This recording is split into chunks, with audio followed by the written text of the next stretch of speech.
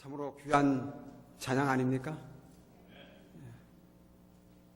여러분이 하나님을 찾은 것이 아니고 하나님이 여러분을 택하여 부르셨다고 말씀하십니다. 아멘? 얼마나 감사합니까? 이 말씀은 요한복음 15장에 이미 예수님께서 그 제자들에게 이제 이 모든 사역을 마치시고 이제 가시면서 너희가 내 안에 거하라. 내가 또한 너희 안에 거하리라. 분명히 알 것은 너희가 나를 택한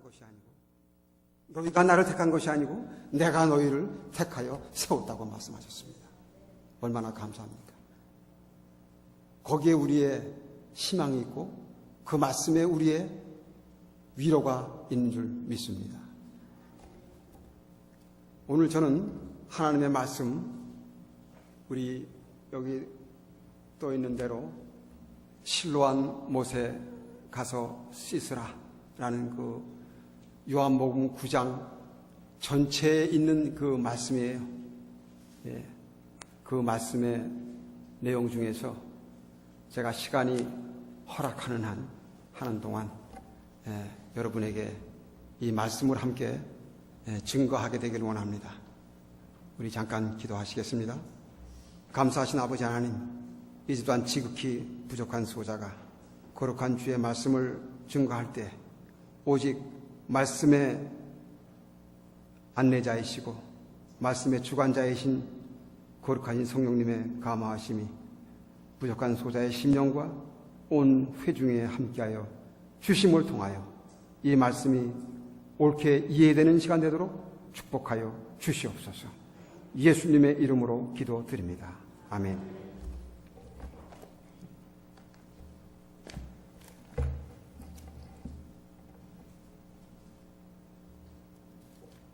오늘 우리에게 주신 귀한 말씀, 실로암 못에 가서 씻으라.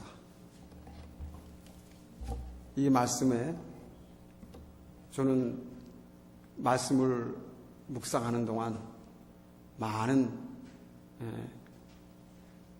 자신의 그 주님을 향한 뜨거운 마음과 또 우리 하나님께서 우리를 얼마나 사랑하시는지 그 하나님의 사랑을 다시 한번 체험하는 그러한 시간이 되었어요. 제가 어렸을 때 한국에 있을 때 특별히 많은 그 한국의 그 장애인들이 여기도 오니까 장애인들이 좀 있더라고요. 근데 한국에 그 장애인들이 많이 있었어요. 제가 어렸을 때 자랄 때. 그래서 이렇게 길을 지나가다 보면 심심치 않게 그 장애인들을 많이 보게 됐어요. 근데 이상하게 그 다른 장애인들보다도 이 소경된 분들을 보면은 그 어린 마음에 이상하게 기분이 별로 좀 그랬어요. 그러니까 별로 이렇게 선입관이 안 좋았어요, 제가. 다른 그 장애인들보다 뭐 이렇게 이게 다리를 저는 분이시나 또 다른 어떤 그 신체 문제가 있는 분들을 보면 그렇게 그 마음 가운데 느끼는 것이 별로 이렇게 이 거부감이 없었는데 이상하게 이 소경된 분들이 이렇게 길을 가다가 이렇게 마주쳐 지나가면 뭔가 이렇게 별로 이렇게 좀 거시기한 그런 느낌을 받았던 지금 생각이 됩니다. 그 장애인들에 대한 그 평범한 사람들의 가지고 있는 인식은 저와 크게 다를 바가 없이 별로 그렇게 좋아 보이지 않습니다. 그렇기 때문에 그분들은 그러한 좋지 못한 그런 형편 가운데 있는 것도 스스로가 불행한데 또한 그들을 생각하는 다른 사람들의 그 시선이 별로 곱지 않음을 인해서 두 번씩 마음에 아픔을 느낍니다. 근데 이제는 한국도 그 장애인들, 요즘 장애인이라고 장애우라고 그러더라고요. 장애우. 그 장애우들에 대한 그 인식이 많이 달라지고 그 사람들에 대한 사회적 배려가 이제는 예전 같지가 않은 것 같아요. 제가 미국에 와서 조금 이상하게 생각했던 건 처음에 가는 곳마다 어딜 가든지 식당이고 어디 가면 꼭 뭐가 있어요? 주차장에 장애인들 그게 딱딱 맨 처음에 저거 몰라가지고 저게 뭐냐고 그랬어요. 저게 뭔데 도대체 가는 데마다 저게 있냐고. 그랬더니 저게 이 장애인들을 위해 특별히 마련한. 그래서 제가 생각하기에 처음에 좀 이해가 안 됐지만 이 미국이라는 나라가 축복받을 만한 일을 하는구나. 그거 하나만 봐도 이 나라가 축복받을 만한 일을 하는구나. 상당히 성서적인 삶을 살아가고 있구나. 제가 그걸 느꼈어요. 그래서 지금 많이 그런데 제가 살다 보니까 유스트가 됐어요, 이제는. 당연히 그 분들이 먼저고 내가 그 다음인 것이 이제 이렇게 습관화 됐습니다. 어떻든 간에 근데 이것은 지금 뭐냐면 오늘 김정혜 집사님을 통해서 여러분에게 들려진 이 요한복음 9장 1절에 이하의 한 소경 장애우가 나오는데 그때는 10년 전도 아니고 20년 전, 30년 전도 아니고 무려 2000년 전의 이게 이야기입니다. 그렇잖아요. 그렇기 때문에 그때 이 장애우들에 대한 이 사회적 편견은 말할 수 없었어요. 그래서 그들의 삶은 그야말로 고통이에요, 고통. 사는 자체가 고통이에요. 그냥 살기 위해 사는 게 아니고 그냥 생명이 붙어 있으니까 사는 거예요. 죽지 못해 사는 거예요. 더더욱 오늘 여기 예수님께서 길을 같이 누구하고 같이 갔다고 그랬어요? 제자들, 항상 제자들하고 같이 다니잖아요. 그 제자들하고 같이 길을 가다가 우연히, 근데 사실 성경에는 우연이지만은 하나님께는 우연은 없습니다. 성경의 모든 사건은 하나님의 섭리하심 속에서 이루어지는 줄 믿습니다. 그래서 오늘 이 사건도 사건으로서 2000년이 지난 오늘 우리의 삶 속에서 여전히 회자되고 있는 줄 믿습니다. 오늘 이 제자들이 길을 가다가 이 소경과 이 장애우와 마주치니까 여러 가지로 서로가 이건 지금 사도 요한이 아주 줄여서 얘기한 거예요. 근데 이제 그때 이렇게 특별히 바쁜 것도 없으니까 지나가다가 한 구걸하는 소경을 보는데 이 소경이 어떻게 알았는지 모르겠지만은 선천적 장애였어요. 선천적. 날 때부터. 어머니 뱃속에서부터 이미 장애우가 되어서 이 세상에 태어난 거예요. 그러니까 이 성경에 보면은 이 예수님께서 소경을 치유하신 그 사례가 이 소경을 포함해서 3번 있습니다. 3번. 제가 보진 않겠지만은 첫 번째는 2 사람의 소경을 고치셨어요. 그냥 이렇게 눈을 대고 안수하시 고치신 게 있습니다. 그 다음에 누구예요? 여러분이 너무 잘 아는 누구예요? 너무 잘 아는 소경 누구? 네, 바디메오. 이 바디메오가 나옵니다. 이 바디메오를 예수님께서 고치셨어요. 그 다음에 이제 3번째가 나오는데 이게 오늘 요한복음 9장에 나오는 이 날 때부터 소경된 이 사람에 대한 이야기입니다. 근데 이 제자들이 의문이 생긴 거예요. 도대체 이 사람은 어쩌자고 날 때부터 소경이 돼서 나왔나 이해가 안 된다는 거예요. 그러면서 하는 얘기가 예수님한테 물어보는 겁니다. 예수님, 주여, 이 소경이 도대체 소경된 게 누구의 죄입니까? 이렇게 물어요. 이 죄의 문제하고 좀 연결시키는 죄의 문제하고 누구의 죄입니까? 근데 다 이게 이유가 있어요. 왜냐하면 그 유태인들의 그 사상 속에서는 사람의 질병, 이 불치병, 이 모든 것들이 무엇에 근거한다고 전통적으로 전승돼 내려왔냐면 죄 때문에 그렇게 됐다는 거예요. 죄 때문에. 이것이 그 유태인 전통과 전승에서 계속해서 또 그러한 암시들이 구약 성경에 있습니다. 그래서 그들은 그걸 계속해서 전승으로 내려왔어요. 근데 또 한 가지는 뭐냐면 그 철학적인 관점에서 볼 때 죄라고 그러기엔 참 이건 너무나도 좀 문제가 있지 않는가 라고 해서 어떤 사람들은 헬라 철학의 영향을 받은 사람들은 어떻게 생각했냐면 이건 좀 운명적으로 이렇게 된 거 아니냐. 그러니까 숙명론적으로 이렇게 해석을 했어요. 타고날 때부터 이렇게 소경이 돼서 타고난 사람은 이거는 누구의 잘못도 아니고 그냥 숙명적으로 타고날 수밖에 없었다. 이렇게 그냥 철학적으로 해석을 했어요. 근데 성경에는 어떠한 그 사례가 있냐면 예수님께서 길 가다가 또 벙어리를 고치는 그런 사건이 나오는데 마태복음을 보면은 근데 거기에 뭐라고 말씀하셨냐면 사탄에게 사로잡혀 벙어리 된 이렇게 나옵니다. 사탄에게 사로잡혀. 그러니까 이 벙어리 된 게 누구 때문에 그랬다고? 원인이 누구라고요? 사탄 때문에. 사탄으로 인해서 벙어리 된 자를 고쳤다고 이 마태복음엔 또 얘기하고 있습니다. 그렇다면 사실 도대체 이 질병의 원인이 뭔지는 솔직한 얘기를 어떻게 해요? 정확하게 알 수가 없는 겁니다. 근데 그때 예수님께서 또 다른 해석을 하십니다. 이게 제가 오늘 여러분에게 말씀드리고자 하는 어떤 그 핵심인지도 몰라요. 그때 예수님께서 뭐라고 말씀하시냐면 이렇게 거기에 대한 그 대답을 하시면서 이 사람이나 그 부모가 죄를 범한 것이 아니라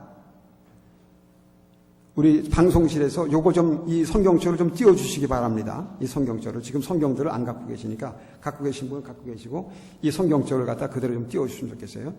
이 사람이나 그 부모가 죄를 범한 것이 아니라 그에게서 하나님의 하시는 일을 나타내고자 하심이니라 그랬어요. 이게 예수님의 앤서입니다. 대답이에요. 하나님의 하시고자 하시는 일을 나타내고자 하심이라 이렇게 말씀하십니다.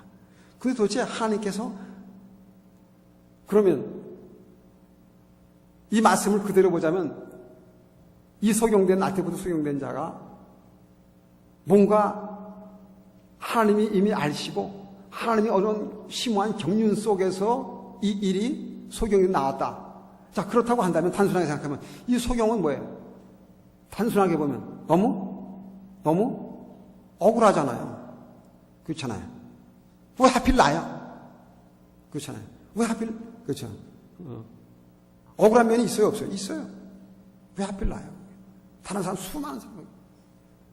그렇게 얘기할 수 있는 거예요.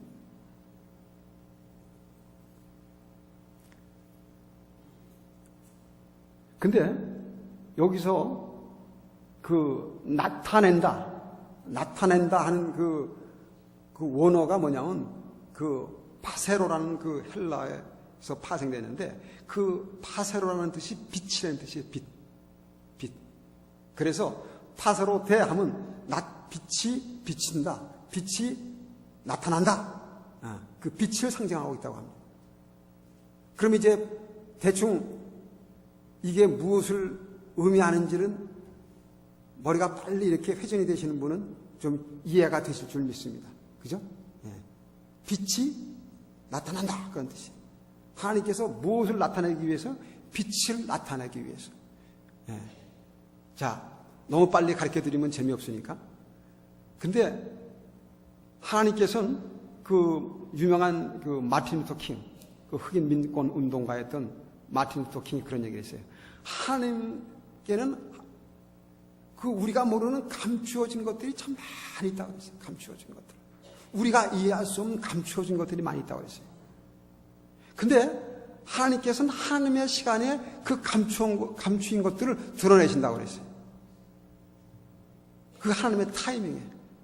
그래서 제가 볼 땐 하나님께서 이 감추었던 이것을 지금 드러내는 거예요. 드러내는 겁니다. 이제 시간이 됐어요. 그래서 아까도 제가 말씀드렸지만 이 소경을 만난 것이 우리의 만남은 우연이 아니라는 거예요. 뭔가 다 하나님께서 이유가 있었기 때문에 예수님께서 그 길을 가셨고 또 그 길에서 그를 만나게 됐다, 그런 얘기입니다. 하나님의 감추어졌던 비밀이 이제 드러나기 시작하는 거예요. 그것을 지금 말씀하고 있습니다. 예수님은 스스로를 말씀하시기를 여러 가지로 당신을 비유적으로 말씀하셨는데, 나는 하늘로서 이 땅에 내려온 생명의 떡이라고 말씀하셨어요. 나는 또 가난 자들에게 그 목마름을 해갈시켜주는 생수다, 이렇게 말씀하셨어요. 그죠? 또 말씀하시기를 나는 빛이다 그랬어요. 근데 기장빛도 아니고 어떤 빛? 사도 요한은 말하기를 참빛, true light, 참빛이라고 해요. 참빛. 지금 하나님 아버지께서는 그 독생자 예수, 그분을 지금 계속적으로 드러내시기를 원하십니다. 이 어둠이 캄캄한 세상 속에서 참빛 되시는 그분을 지금 드러내시길 원하시는 거예요. 왜? 그분이 생명이시오, 그분이 구원이시기 때문에 그런 겁니다. 아멘. 오늘 여러분들이 이곳에 나온 것은 그 생명의 빛을, 그 구원의 빛을 다시 여러분들이 받기 위함인 줄 믿습니다. 만약에 그렇지 않다면 우리가 여기에 나올 이유가 없어요. 우리는 그 빛을 받고 다시 우리 영혼의 소생함을 받고 우리가 이 세상을 향하여 담대하게 나갈 수 있는 힘을 갖게 되는 것입니다. 이 예수님께서 근데 이상한 얘기를 하세요. 아니, 이상한 얘기가 아니고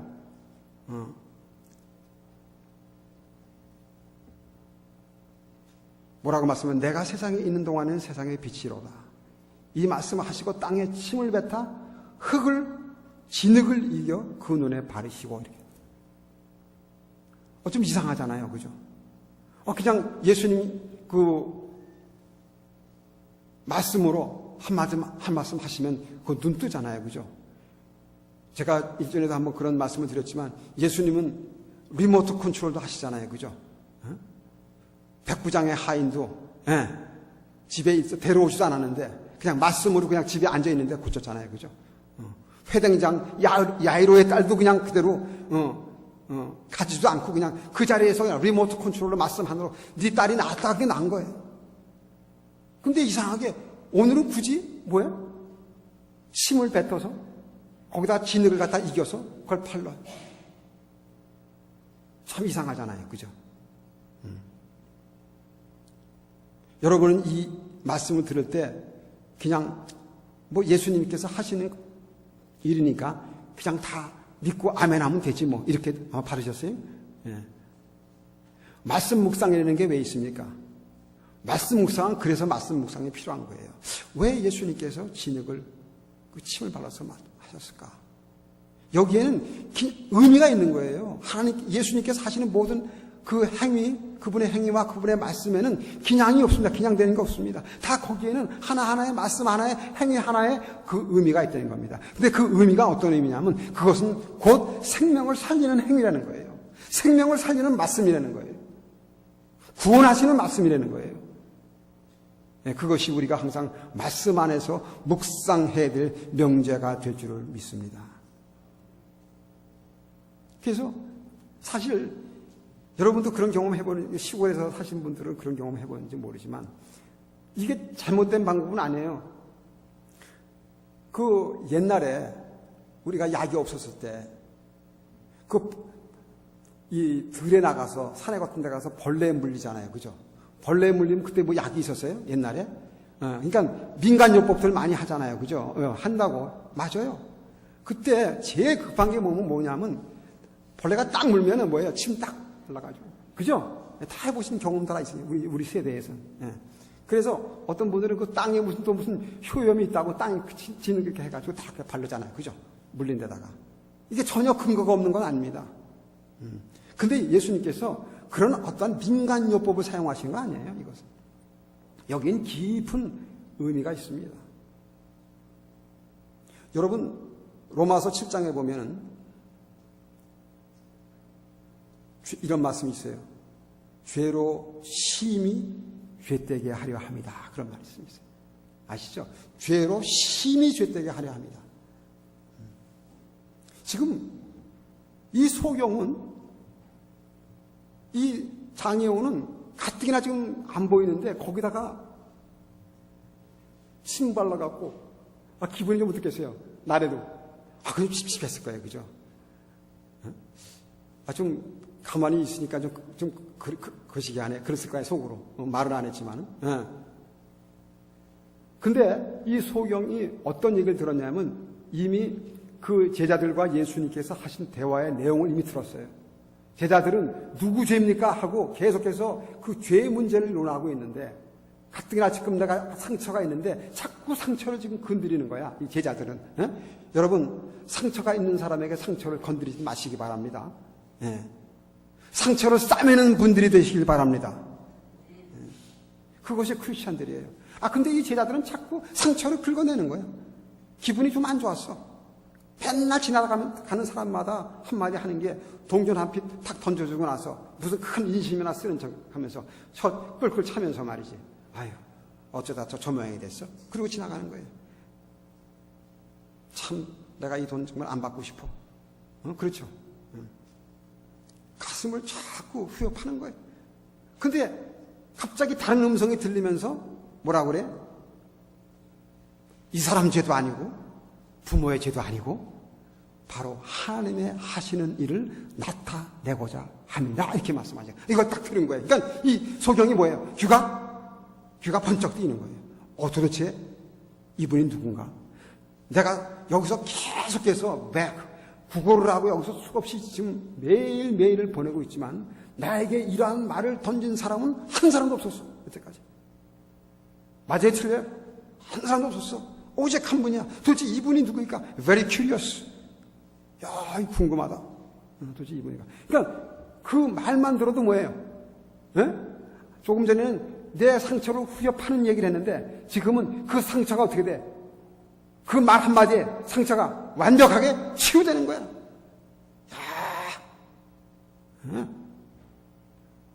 말 한마디에 천량피를 갖고 남는 거야, 이렇게.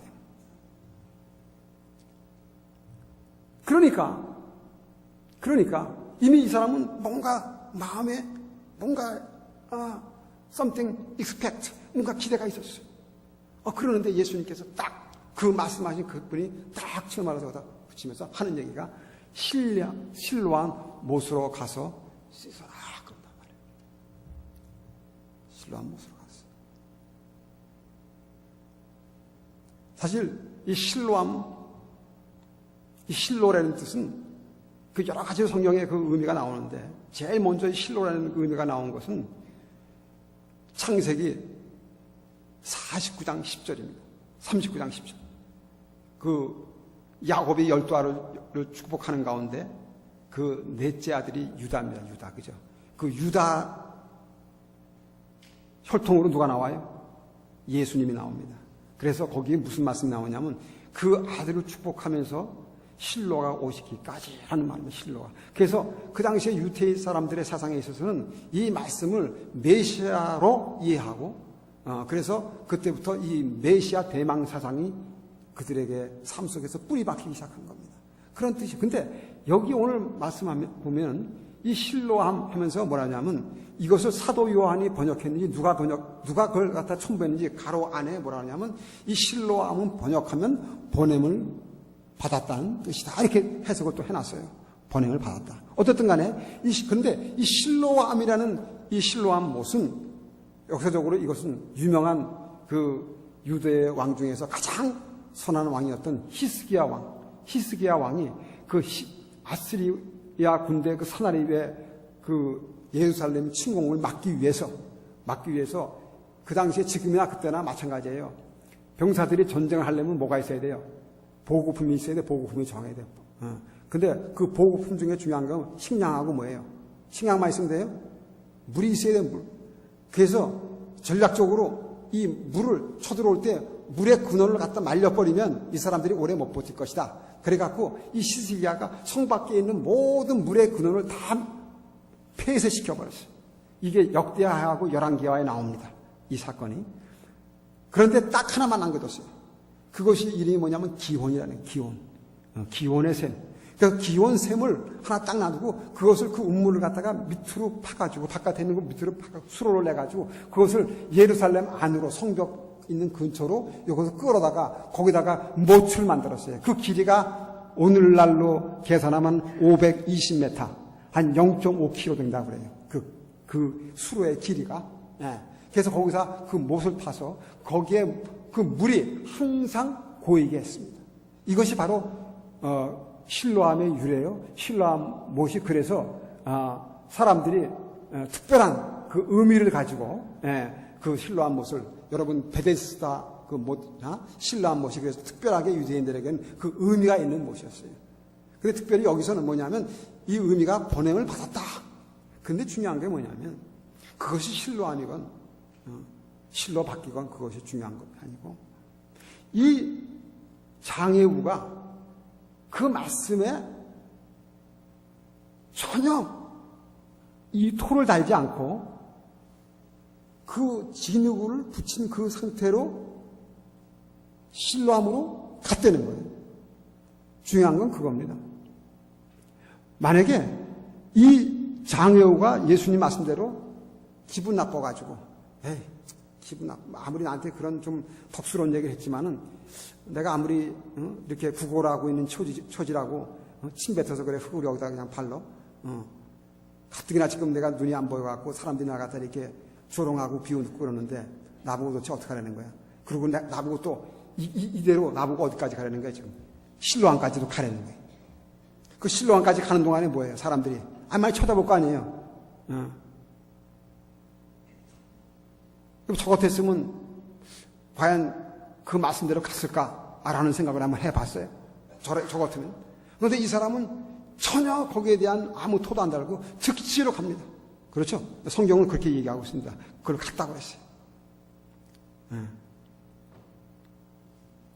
그래서 보니까 뭐라 그러냐면 가서 씻고 밝은 눈으로 왔다 그랬어요. 아멘. 아멘.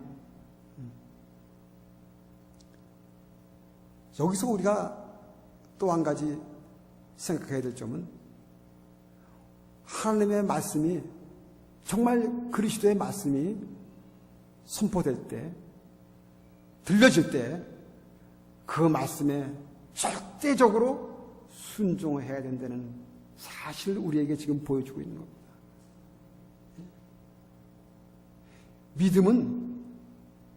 믿음은 순종의 열매가 없으면 그 믿음은 아무 의미가 없어요. 그래서 믿음은 곧 순종이에요. 예수님께서 이리로 가라 그러면 가는 거예요. 돌아가라 그러면 돌아가는 거예요. 앞으로 가라 하면 앞으로 가는 겁니다. 가면 돼요. 그분이 가라는 대로 가면 되는 겁니다. 비록 내 생각으로는 이해가 안 되고 내 지식으로는 이건 말도 안 되는 얘기야. 왜 진흙을 발로?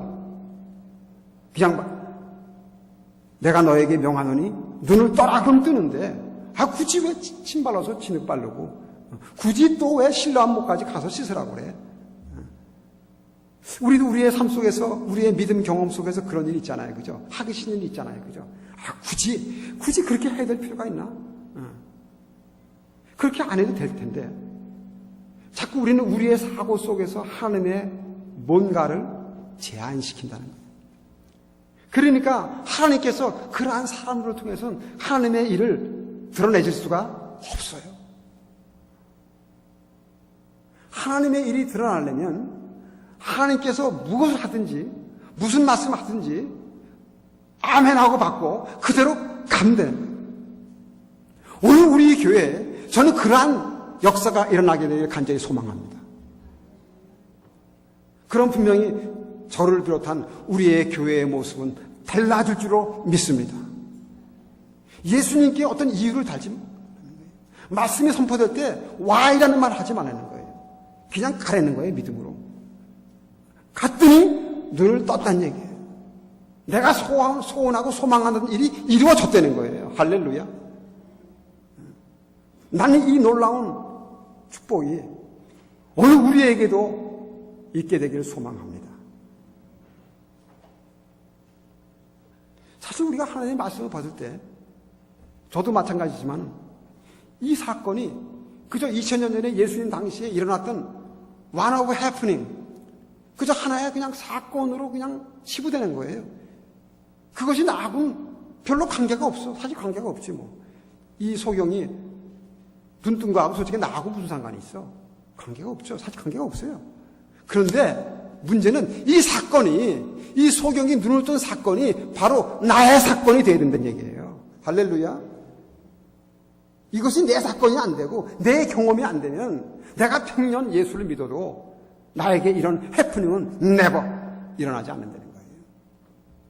하나님께서는 은혜를 주시는 자에게 또 주십니다. 더 풍성하게 주십니다. 그게 예수님께서 우리에게 말씀하신 거예요. 받는 자는 더 받으리라고 했어요. 받는 자는. 그런데 은혜 받을 만한 그릇이 안 되는 사람은 내가 이미 주었던 은혜까지도 뺏어서 뭐라? 받은 자에게 주겠다고 말씀하셨어요. 이게 바로 그 말씀하시는 거예요. 내 경험이 되어야 되는 거예요. 이 소경의 경험이 내 체험이 되어야 되는 거예요.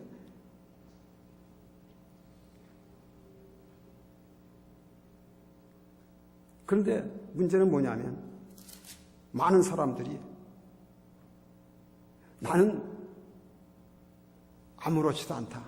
나는 괜찮다.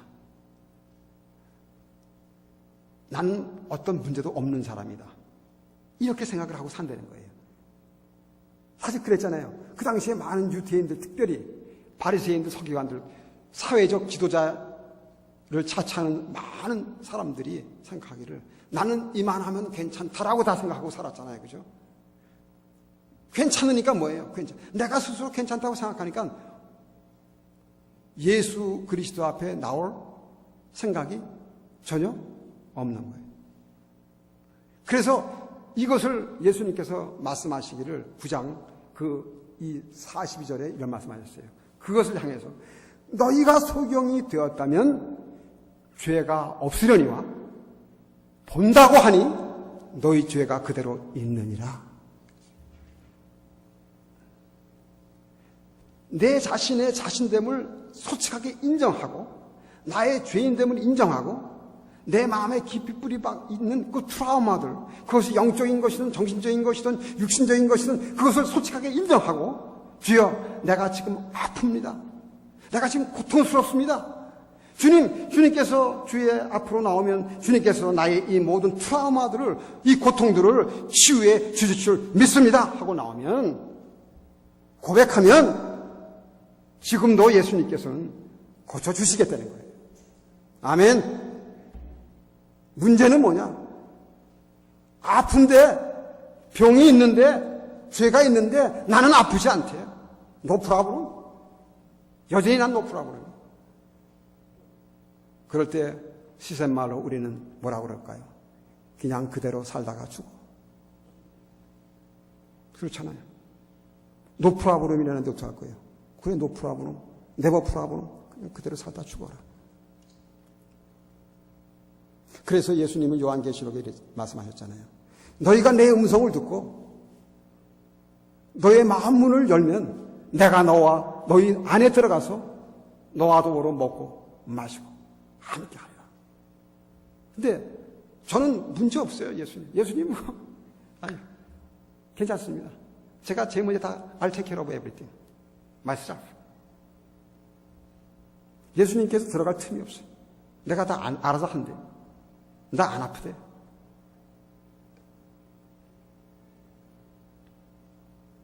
성경에 하나님께서, 예수님께서 특별히 이 땅에 오셔서 이런 말씀하셨어요.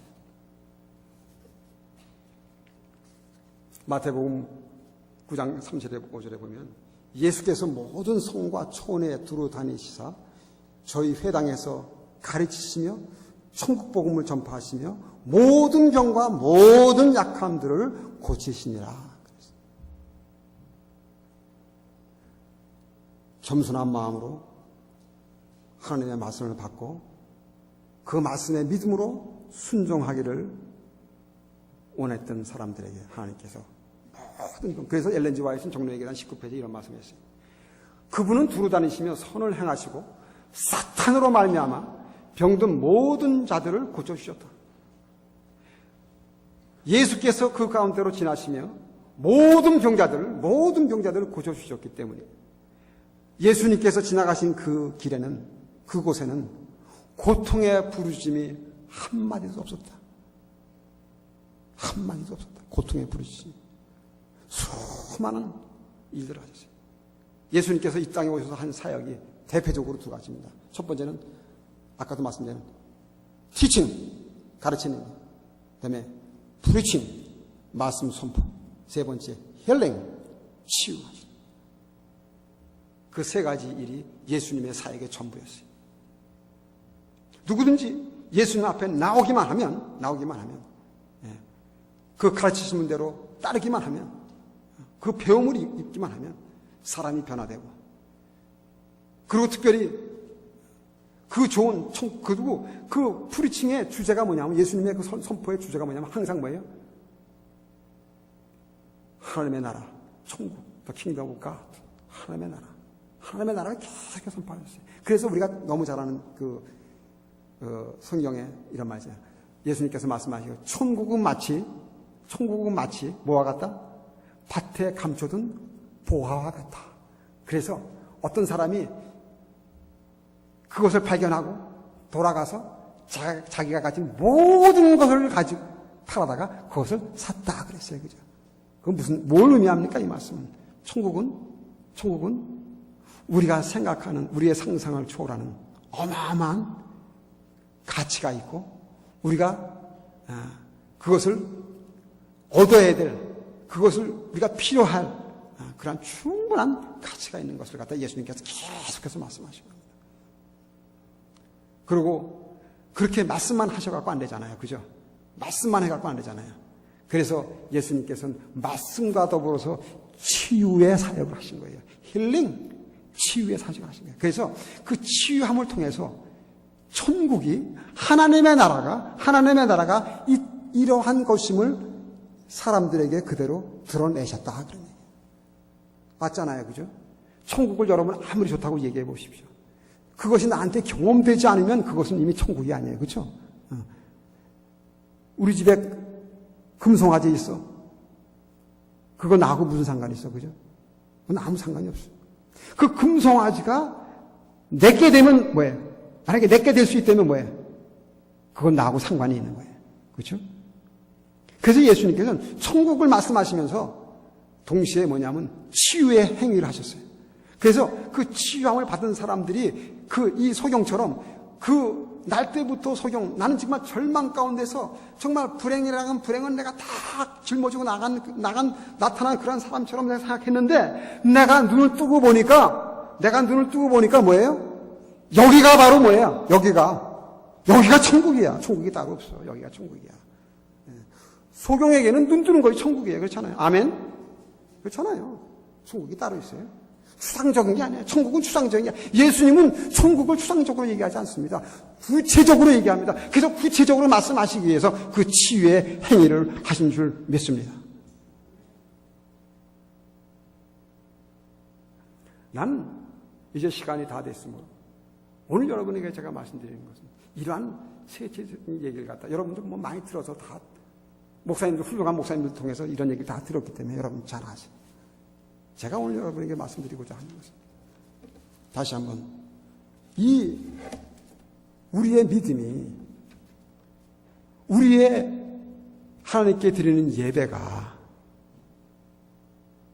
추상적이 아닌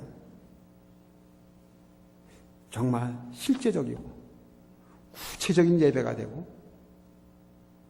구체적인 믿음이 되고, 그래서 수십 년을 믿었어도 내가 아직 천국 비슷한 경험도 못 해봤다. 그러면 안 되잖아요. 천국도 여기서 미리 좀 경험을 해봐야 돼. 그렇죠? 너무 막연하잖아요. 그죠? 여러분 천국 갔다 오면 계세요, 여기? 근데 뭐가 좋다고 그래요? 왜 이렇게 천국 가기를 갖다 원합니까? 가보지도 못했으면서. 말만 듣고? 아니에요. 그 천국은 이 땅에서 그래도 조금 우리가 맛 좀 보고 가야 돼. 맛은. 난 여러분들이 그 맛을 좀 보시기 바라는 거예요. 여기서 맛을 보고 가시는 거예요. 근데 내가 이 땅에 살 때 그때 그런 맛을 좀 봤는데 여기 오니까 맞네. 진짜네 이거. 그렇게 손바닥 하면 칠 수 있어야 되잖아요. 거기 가면은. 그런 사람들이 천국을 소유하고 그런 사람들이 천국에 가서 살 자격이 있는 사람들이라는 거예요.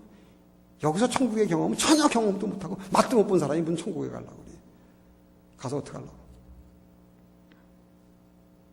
나는 오늘 다시 한번 주님께서 그분의 영으로 우리 안에 역사하셔서 정말 우리 각자가 저부터 이 땅에 살면서 주님을 향한 이 예배 안에서 우리의 믿음의 삶 속에서 그러한 천국의 경험이 맛보는 그래서 이 소경된 자가 그 눈을 뜨고 하나님의 사랑을 체험하고 천국의 경험을 체험했던 그 놀라운 역사. 오늘 우리 뉴욕 중앙교회에서도 일어나게 되길 좀 간절히 소망합니다. 그것이 바로 하나님께서 이 교회를 37년 전에 이곳에 세우신 하나님의 뜻인 줄을 저는 분명히 믿습니다. 이제 우리 함께 이 놀라운 하나님의 은혜를 우리가 잡기 위해서, 붙들기 위해서 믿음으로 순종하면서 나아가는 우리의 모두의 축복된 삶이 되시기를 간절히 바라보면서 말씀을 마치겠습니다.